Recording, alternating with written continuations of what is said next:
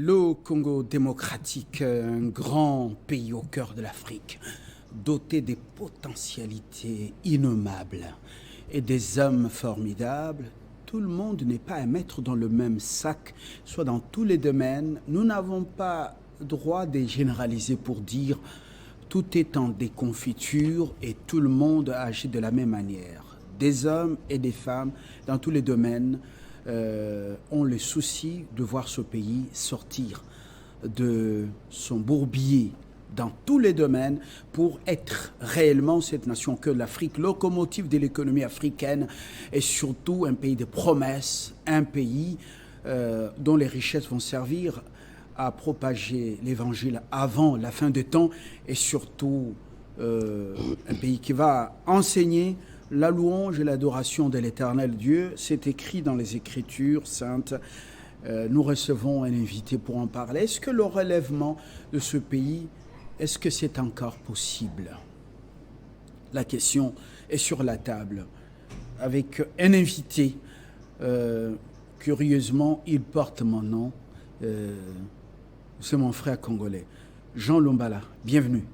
Bienvenue, monsieur Fabien, le journaliste. Oui, vous êtes Lumbala, Jean, et vous êtes apôtre, mais d'abord prophète.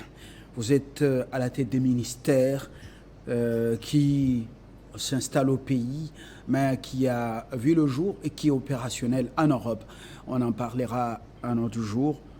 Présentement, vous avez vu, vous croyez que le relèvement du Congo est possible? Oui, c'est encore possible, et vous avez vu une vision, ça ne vient pas de vous, ce n'est pas une invention locale. Vous avez vu, vous avez une vision. Comment est intitulée cette vision? Et vous allez nous la résumer à base d'un portrait, plutôt d'un tableau qui va être projeté. Merci, monsieur le journaliste. Dieu, le Congo, c'est un pays prophétique, comme nous l'avons dit la fois passée. Dieu nous a fait grâce. Il est venu auprès de nous pour relever ce pays, d'abord pour lui. L'Éternel sauve le Congo pour lui d'abord, et après pour nous. Ça, nous voulons souligner que tout le monde le sache. Il vous l'a dit comme ça ou c'est votre fabrication? Je suis le prophète. Quand le prophète vient annoncer un message, il annonce avec précision. Ça doit être un message qui vient de Dieu, parce que Kozala, Alali Pongi, Ali Mingi, Ameli Mingi, et puis voit les choses. Tout ce que nous sommes en train de dire, ça vient de Dieu. Dieu délivre le Congo d'abord pour lui, et après pour les Congolais qui y habitent.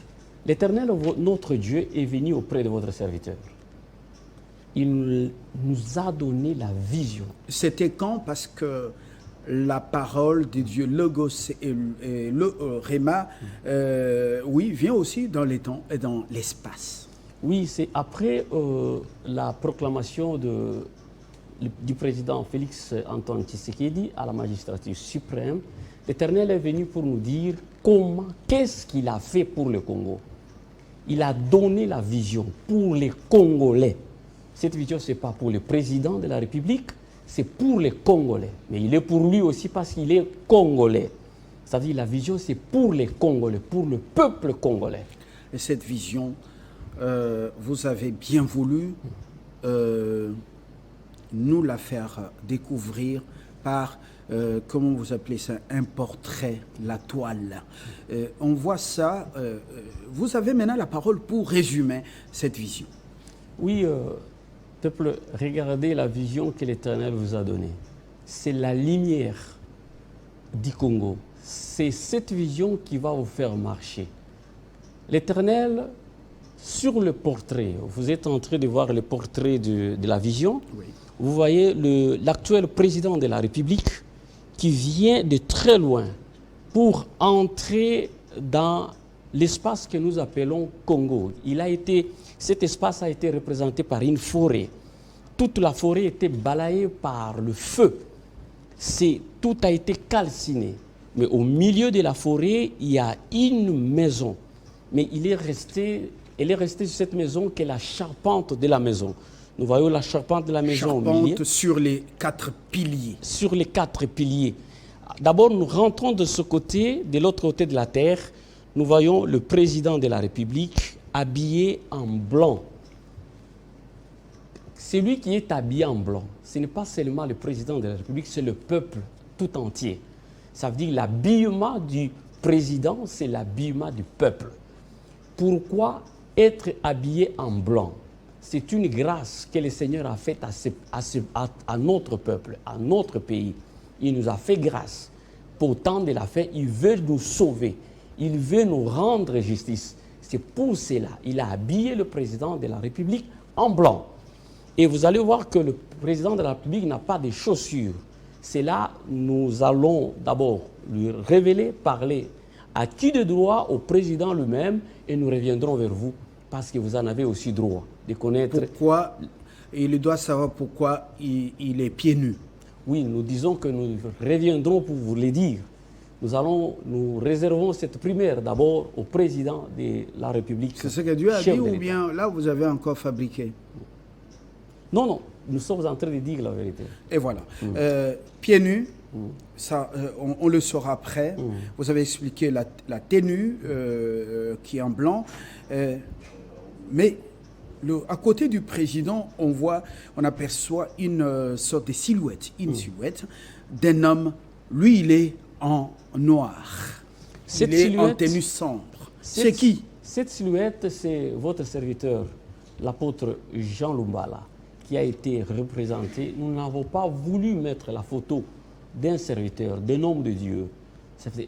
Si la mission de l'homme de Dieu s'arrêtait aujourd'hui, une autre personne peut continuer cette mission. Voilà pourquoi nous ne voulons pas prendre la place de Dieu et que l'homme de Dieu représente Dieu. À quoi bon que je mette ma photo là-dessus? Je n'ai pas voulu le faire. Et dans cette vision, Dieu a dit que c'est vous. C'était moi. Monsieur Lumbala. C'était moi. C'est moi votre serviteur. Très bien. Vous êtes là, vous avez choisi une silhouette anonyme pour ne pas justement prendre la place des dieux. Et quelle est la mission de l'homme qui vient, qui trouve un pays en feu ou déjà en train de se consumer, mais qui a heureusement la chance de trouver la charpente sur les quatre. Que représente cette charpente qui ne s'est pas consumée sur les quatre piliers et quelle est la mission? Nous faisons d'une pierre deux coups la mission du prophète Lumbala aux côtés du roi. Le prophète, qu'est-ce qu'il vient faire là? Le prophète, il représente Dieu. C'est celui qui doit accompagner le roi. Le roi, il trouve, ça veut dire le prophète représente lui-même Dieu à côté du roi. Ça veut dire tout ce que le roi a besoin, il le prendra sur le prophète. Ça veut dire le prophète, c'est un fournisseur, c'est un guide, c'est celui qui reçoit la vision de la part du Seigneur et il les transmet au roi. Ça veut dire que toute la vision a été donnée au prophète et le prophète jouera son rôle de transmettre cela au roi. Pas seulement transmettre toute la vision au roi, lui donner aussi la potentialité, ça veut dire la divinité qui va l'accompagner pour accomplir la mission. C'est là où nous avons dit, nous ne voulons pas vous dire peut-être aujourd'hui, nous vous le dirons peut-être plus tard, pourquoi il est pieds nus avant qu'il rencontre le prophète. Et cette étape, nous laissons cela peut-être plus tard, que nous puissions d'abord expliquer la vision, l'étape de ce qui est mystère, ce qui est secret.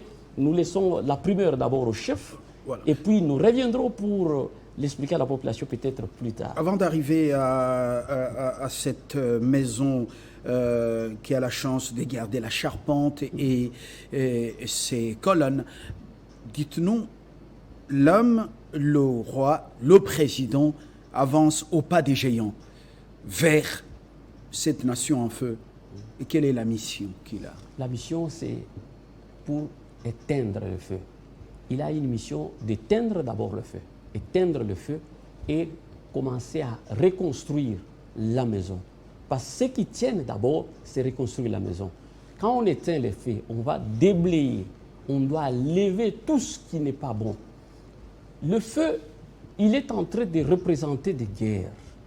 toute cette destruction économique, toute cette destruction environnementale, toutes ces guerres tribales, la famine, les humiliations imposées par l'Ouganda, le Rwanda et les multinationales. Tout cela, des tueries, c'est une guerre. Nous appelons ça, ce sont des guerres. Le feu, c'est les guerres sanitaires, les guerres économiques, les guerres sécuritaires, entre deux tribus qui se battent entre eux, les Koulouna qui s'élèvent, les gens chassent les autres Congolais dans leur région. Tout cela, ce sont des guerres que le chef de l'État doit mettre fin.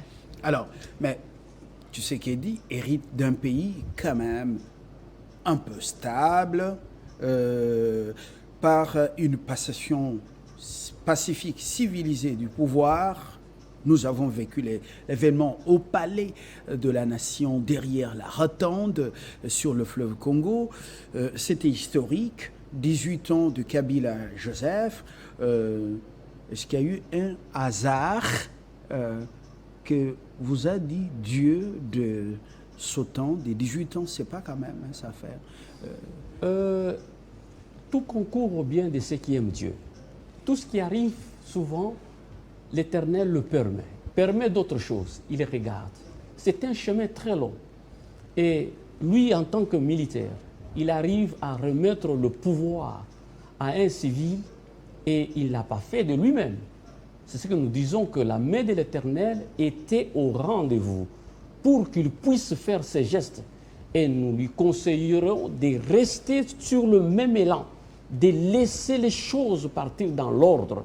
Ça veut dire qu'il a déjà fait son temps et qu'il se repose et qu'il laisse les pays aller dans l'ordre afin que l'histoire puisse lui donner raison ou lui jeter des fleurs. Alors, quelle est cette maison qui est restée quand même malgré le feu? Qu'est-ce qui nous reste encore au-delà de ce tableau? Je ne dis pas noir, nous on a étudié grâce au tableau noir. Oui, au-delà de ce tableau sombre que vous veniez de tracer. Ce qui nous reste, c'est cette charpente. Nous allons l'expliquer. La charpente, c'est cette volonté de vivre ensemble. Le peuple veut rester ensemble, ils veulent vivre ensemble. Ça veut dire que il y a si longtemps qu'on a voulu balkaniser ces pays, mais ils l'ont échoué. On a voulu décapiter, diviser par 3, par 4 ces pays. Personne n'a pu le faire. Pourquoi? Parce que la volonté, l'âme du Congolais était attachée. Nous sommes restés unis. Et c'est la raison pour laquelle vous avez vu, quel que soit le niveau de ces feux, mais la charpente reste encore intacte, debout. C'est cette volonté-là que l'homme, les ennemis de la République, ont cherché à détruire le pays. S'ils avaient atteint la charpente, on ne parlera plus du Congo. On allait changer la carte. On allait parler du Congo avec 2 régions et peut-être avec 3 régions. Mais aujourd'hui, nous sommes restés les Congo grands, puissants avec toutes ces régions. Voilà. Alors, est-ce que la charpente et ses fondements, ses piliers, c'est pas aussi cette aspiration de ce peuple à l'unité, quelles que soient les velléités divisionnistes, divisionnaires, quel que soit ce que les multinationales et les grandes puissances font ici pour que ce pays soit un lambeau, le Congolais, au fond, il reste attaché à l'unité de son pays. Est-ce que c'est pas ça? Oui, c'est là, monsieur Fabien, le journaliste, nous avons dit que le Congolais n'a pas pu céder. Cette division, vous allez circuler sur toute la République démocratique du Congo, vous sentez cette volonté de rester dans le Congo. Ils sont unis. Les gens de Kivu que nous saluons avec bravure, ces gens ont malgré les sollicitations, la crise, malgré la guerre, ils n'ont pas pu céder. Ils sont restés toujours attachés à la République démocratique du Congo. Voilà pourquoi quand nous chantons l'hymne national, ça nous dit que nous sommes unis, un peuple uni, et unis par le sort et unis pour l'effort, pour l'indépendance.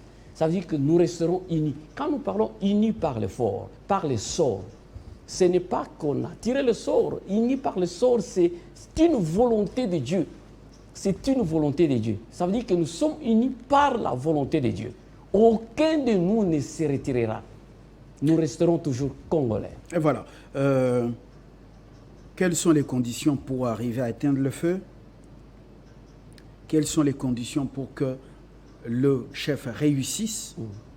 Parce que Dieu, quand il donne une promesse, il donne aussi les conditions auxquelles il faut se satisfaire pour accéder à cette promesse. Quelles sont les conditions? Autrement, comment y arriver? Qu'est-ce que Dieu vous a dit dans cette Pour vision? y arriver, monsieur le journaliste, le tableau lui-même, le tableau est tellement clair. La vision elle-même s'explique. Donc il y a un canevas. Oui, la vision elle-même parle. Le président de la République, il marche. Quand il va rencontrer son prophète, le 2, ils vont faire la marche. C'est là. Quand ils ont commencé à faire la marche, parce que nous n'avons pas expliqué, nous n'avons pas donné l'image de cette marche, Oui. ça veut dire le 2, le président prend le devant et le prophète le suit derrière. Il se dirige vers le feu. C'est là où l'Éternel avait tiré les rideaux. Nous avons compris que la marche de ces deux, c'est cette entente-là. Ça veut dire que mettre la vision en application, suivre les recommandations de la vision, c'est ce qui nous sauvera. C'est ce qui sauvera ces pays. Les faux prophètes sont nombreux dans une nation, et même dans la cour. Vous vous souvenez de Daniel à Babylone, il y avait des sorciers, il y avait des magiciens, il y avait d'autres prophètes, et Daniel avait l'esprit supérieur. Alors, finalement, est-ce que le chef, dans une cour où il est tout oreille à beaucoup de ses collaborateurs, est-ce que les vautours, les opportunistes, les sorciers, les magiciens, est-ce qu'ils pourront permettre que le prophète voie le roi? Oui, c'est aussi un chemin. Il faut toujours avoir la foi et croire en Dieu. Si nous disons que cela n'arrivera pas, ça veut dire que nous n'avons pas la foi et nous ne croyons pas en Dieu. Alors la chose ne vient pas d'un homme, comme la chose vient de Dieu. Monsieur Fabien, elle s'accomplira certainement. Dans ce canevas, vous dites que le Congo sera donc constitué des vivants et des morts. Une nouvelle loi économique sera donc mise au point. Ça traduit la nouvelle vision. Les 4 piliers de la maison ou les autres, ça symbolise également les 4 pères de la nation pour éclairer la loi du pays. Vous dites qu'il y aura une nouvelle diplomatie parce que la porte est déjà fermée diplomatiquement pour dans une sphère ou dans un coin du monde. Parlez-nous-en. Oui, prenez votre temps pour les minutes qui restent. La reconstruction de la République démocratique du Congo. Vous avez vu la guerre entre les vivants et morts. Premièrement, le roi ou le chef doit rencontrer le prophète. Il doit l'écouter, il doit écouter la vision. C'est le premier préalable, c'est ça? Le chef de l'État, quand il y a eu guerre, il a réuni tout le monde. Il a invité tout le monde. En ce moment comme celui-ci, le chef de l'État reçoit tout le monde. Il a reçu les pasteurs, les hommes de Dieu, des musiciens. Mais celui qui détient la vision, comment cet homme ne peut pas voir le chef de l'État? Il le verra, nécessairement. C'est dans l'obligation du chef de l'État d'entendre la vision, la lumière de ces pays, notre lumière, d'où nous allons tirer la force. Ça veut dire que le chef de l'État a droit de les suivre. Nous pouvons, c'est le chef de l'État. Les jours qu'il aura la disponibilité et le temps, il le fera, nous le croyons. Nous revenons à ce canevas pour un Congo restauré. Vous dites, nous revenons sur ce que vous avez dit, la nouvelle diplomatie, nouvelle loi économique, les 4 piliers de la nation. Je vais reprendre quelque chose. Oui. Pour souligner la guerre qui se passe. Imaginez-vous, j'étais à la télévision en train de suivre les sépulcres de mon père qui a été détruit. Les gens prennent les croix. Il n'existe plus. Moi-même, je suis vivant. Je ne peux plus aller m'incliner, nettoyer les sépulcres de mon père. C'est une guerre entre les morts et vivants. Voilà, toutes ces guerres-là, nous devons mettre fin. C'est une destruction. Comment un pays peut vivre sans avoir le sépulcre de leur père, de leur grand-père? C'est inaccessible, inacceptable. Nous ne pouvons pas accepter de telles choses. C'est une guerre, nous devons mettre fin à cela. Ceux qui veulent avoir de maisons, ils construisent partout, même sur le sépulcre. Ce n'est pas normal.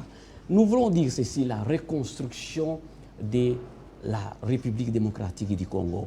Nous avons des héros dans notre pays, ceux qui nous ont précédés, qui ont lutté, qui sont jusqu'à la sacrifice suprême. Ils ne sont plus au milieu de nous, mais ils ont accepté de donner tout. Mais ils sont partis, ils nous ont laissé la force. C'est là où nous allons puiser. Nous sommes allés puiser dans les idées forces de nos héros. Oui. Entre autres, nous avons pris les idées forces de Kasavubu et de Lumumba. Quand Kasavubu, nous lisons les testaments de Kasavubu, nous trouvons que Kasavubu a parlé de la conscience nationale. N'entrez pas beaucoup dans les détails. Les pères de l'indépendance, on comprend donc le respect dû aux morts. Il ne faut pas aller les troubler dans leur repos en construisant sur leur sépulcre. Il faut également honorer les pères de l'indépendance et il faut capitaliser leurs idées forces. Et puis, économiquement, nous disons d'abord leurs idées forces. Oui. Ça sera la lumière de notre loi. Les idées forces de nos héros seront la lumière de notre loi. Ça sera écrit dans l'esprit de la loi. Voilà. Nouvelle loi économique, concrètement...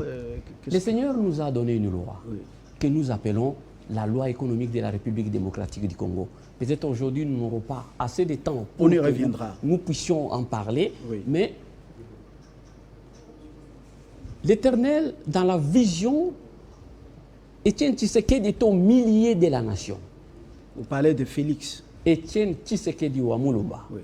Écoutez la vision. Étienne Tshisekedi au milieu de la nation, en train de distribuer les cartons de poissons. Si nous voulons expliquer cette vision, c'est là où nous allons tirer la force économique. Toute économie a une force. Nous allons appliquer les lois économiques, mais d'où nous vient la force? C'est ce que nous disons, que la force de notre économie viendra de l'Éternel. Alors, l'aspect, le volet diplomatique, avec une porte qui s'est fermée, Dieu vous a déjà dit qu'une porte s'est déjà fermée hermétiquement et une autre s'est déjà ouverte. Et pour les échéances électorales à venir, vous avez eu également un détail à communiquer. Il y a deux forces qui sont déjà en guerre au pays. Les forces auxquelles vous faites allusion dans les couloirs ont déminé, on en parlera. Nous laissons les téléspectateurs sur leur soif pour connaître la suite. Peut-être pas autour de cette table, mais dans une autre sphère pour communiquer au destinataire, le premier destinataire de cette vision. Jean Lumbala, je vous remercie d'être venu. Merci, M. Fabien. Vous voulez connaître la suite? Alors, le numéro, on ne vous donne pas. Vous pouvez nous contacter, on peut vous donner son numéro. Sinon, il sera saturé. À très bientôt.